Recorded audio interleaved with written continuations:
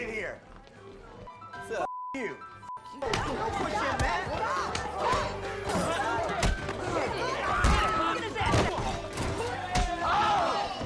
Let's go, man. Shut up! Oh, whoa, that's true.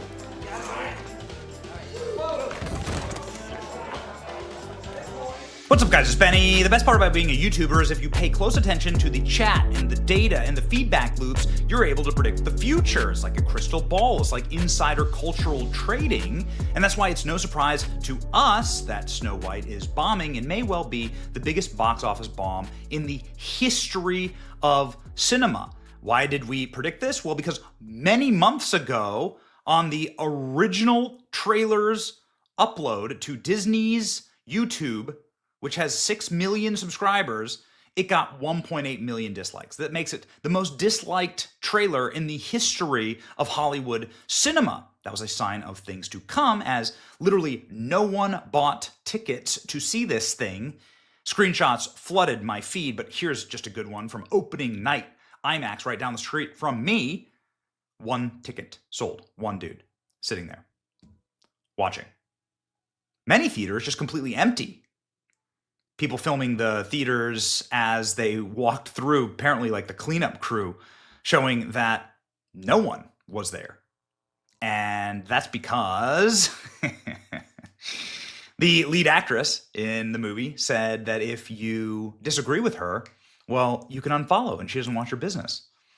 Turns out that people listened, Rachel Ziegler. And now the movie is on course to make the lowest opening box office weekend of any Disney live-action remake.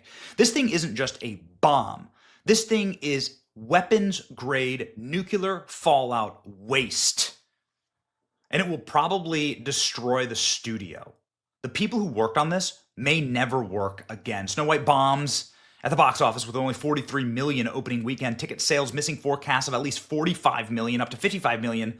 Already a low range for a major theatrical production. The movie cost more than 250 million. With marketing costs, that's going to be 500 million. Disney's going to lose hundreds of millions on this. And we're just getting started. It has a 44% on Rotten Tomatoes. It has a 1.2% on Metacritic. This is the user score. These ratings are from people who went to the movie and saw it and then gave it a 2.2 out of 10. On IMDb. They had to lock the rating system on IMDb. The Little Mermaid made 100 million in its first opening weekend. Maleficent made 70 million. Cinderella made 67 million. At 45 million, this is going to be an absolute total franchise killer and hopefully career killer for Rachel Ziegler, who did her part to make sure that nobody went and saw this thing. The reviews are absolutely atrocious. Neurotic saying, the foulest of them all. Snow White limps to worrisome 43 million domestic. How bad was the Metacritic score? It was at one point at 0.6. Mind-melting audience score. Lazy, visually repellent, The Independent. Exhaustingly awful, The Guardian. Disney has trashed its own reputation, The Times. A strange hot mess, The Huffington Post. Listless, Screen Daily. Good enough for TV, Vanity Fair. The film has major identity crisis, the BBC. Every one of these outlets are access media, left-wing, woke, puff publications. And this is what they're doing to this movie. How bad is it really? Well, let's continue. The Times of London. Disney has trashed its crown jewel. That's right. Snow White actually made the Disney studio. It was the first time that Walt Disney won an Oscar. It blew away all of the credit. Nobody thought that an Academy Award would ever be given to an animated feature. It's still the top grossing animated feature of all time. Remember how Rachel Ziegler was trashing the original? Adjusted for inflation, the original Snow White is the #1 animated movie ever made. Rachel Ziegler's movie will lose hundreds of millions of dollars. The Guardian, pointless, exhausting, and awful. New York Times, a mediocre remake. The Boston Globe, a misfire. And Variety, politically charged interpretation. Again, these aren't Breitbart reviews. This isn't the headlines for Critical Drinker video. This is the Times of London, The Guardian, and the New York Times. Look at this. Just remarkable from the Guardian's Withering Snow White review. Snow White, Disney's exhaustingly awful reboot, axes the prince and makes the dwarves motion capture with tiresome pseudo-progressive additions that tie the whole thing in knots. It's a total waste. 1 star from the Guardian. How bad does Disney have to work to get 1 star from the Guardian? Here we go. Here's some of the top critics on Rotten Tomatoes. It's too cheesy, too over the top, and too visually flat, brimming with hyperactive theater kid energy that's better suited for a Disney Princess cruise ship show. In short, hi-ho, don't go. A Disney film production that the Disney Channel would script. Yeah, that's right. For every impressive aesthetic choice, Webb makes a disastrous one. For such decision renders The Seven Dwarfs full digital creations. Grumpy Doc, Sleepy Dopey, they're all highly unnerving spoonfuls of nightmare fuel. Goodness. Believe the hype. It's that bad. Look at this review. Disney ruins its crown jewel and its reputation. Disney delivering sanctimonious life lessons culled from the corpses of its own murdered movies. I don't think I've ever read a worse review. The latest Disney adaptation was yanked from pre-release marketing duties. The London premiere was axed for good reason. It marks a new low in cultural discretion, and for the venerable 102-year-old entertainment company that now looks to be source material with nose pinched in disgust. Now looks at its source material, the movie that made it, with its nose pinched in disgust. When the star of Snow White, Rachel Ziegler, now notorious Vanity Fair interview, dismissed Disney's original as politically retrograde 85-year-old cartoon, she was merely echoing the same clueless company vandals who had previous reboots made Cruella sloppy, Mulan sexless, and Maleficent misunderstood. Just absolutely excoriating. Here we go. Let's read the end here. Ziegler's acting is watery and ineffectual. It's hard not to see this as anything other than a crisis point for Disney, a studio that went from crafting flawless cinematic stories to infantilizing audiences with sanctimonious life lessons culled from the corpses of its own murdered movies. Oh, man. Oh, jeez. These are what the libs are saying, all right? These aren't what, like, my favorite YouTubers are saying. This is what libs are saying. Here we go. Okay, one more 1-star audience review. Why not? I thought this one was really well written. I genuinely didn't think Disney could butcher a classic this badly, but here we are. The new Snow White is an unholy combination of uninspiring writing, baffling creative choices, and a complete misunderstanding of what made the original beloved. First off, Snow White herself. Oh, where do I begin? The character is played by Rachel Ziegler is completely unrecognizable. Instead of being kind, optimistic, and endearing, this version of Snow White is cynical, self-righteous, and downright insufferable.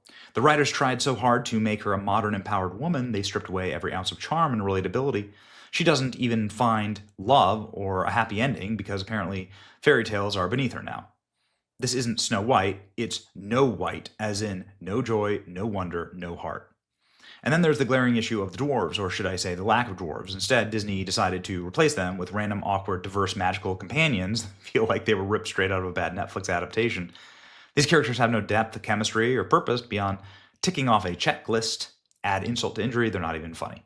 The Evil Queen, played by Gal Gadot, is the only randomly tolerable part of the film, but even her performance is weighed down by a script that gives her laughable motivations and dialogue. At one point, she literally says something like, "I want to destroy Snow White because she smiles too much." It's impossible to take her seriously as a villain when her jealousy is written like a middle school diary entry. Man. I'll say one final thing that takes me out, and this clip went insanely viral over the weekend. This is the clip of the ending of the film, and everybody's doing like a Diddy White Party thing. It actually looks like a Diddy White Party, and that's the problem. It looks like the casting was straight out of the streets of downtown Los Angeles 2025. Snow White is a European fairy tale, specifically a German fairy tale set in feudal Europe.